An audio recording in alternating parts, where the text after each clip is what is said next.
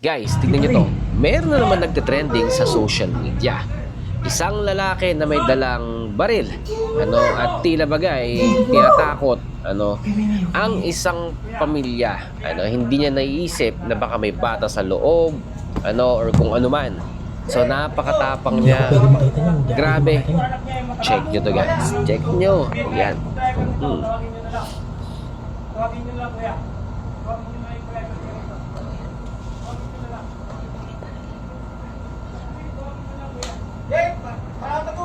Ang tapang, di ba?